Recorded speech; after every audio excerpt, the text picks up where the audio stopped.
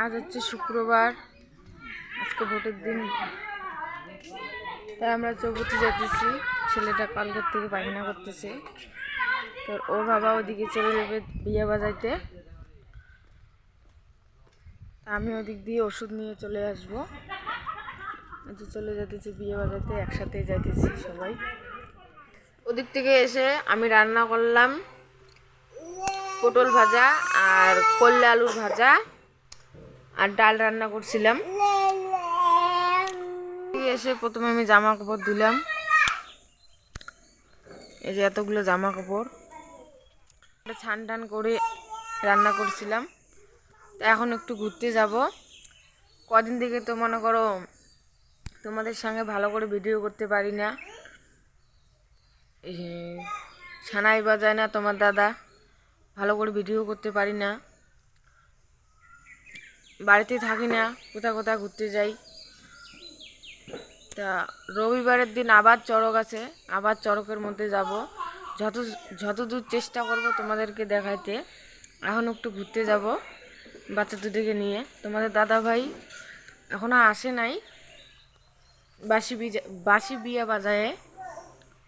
আমি একটু ঘুরি, ততক্ষণে আসা যাবে। তা আমরা খাওয়া দাওয়া করে ফেলছি। তোমাদের দাদাভাই বলে যে আমার বাচ্চা তুই থাকবি না, তুই খাওয়া দাওয়া করে নিবি। তার জন্য আমি খাওয়া দাওয়া করে নিছি, বাচ্চা দুটোও খাওয়া দাওয়া করে নিছে। ছেলেটা আমার কয়দিন থেকে পায়খানা করতেছে, খুব কেন করতেছে তা জানি না, তাই আজকে যা ওষুধ নিয়ে আসলাম।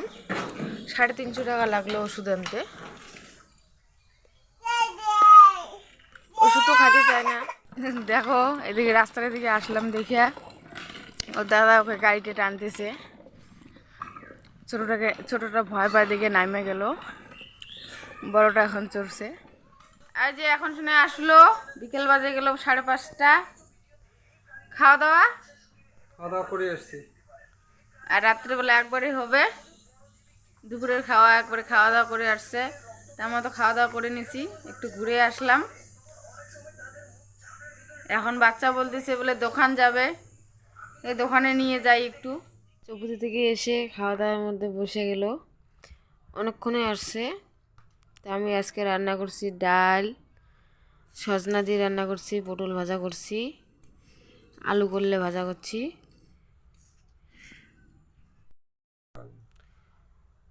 তা ভিডিওটা বেশি বড় করব না, রাত্রে 10:30 বাজে গেছে।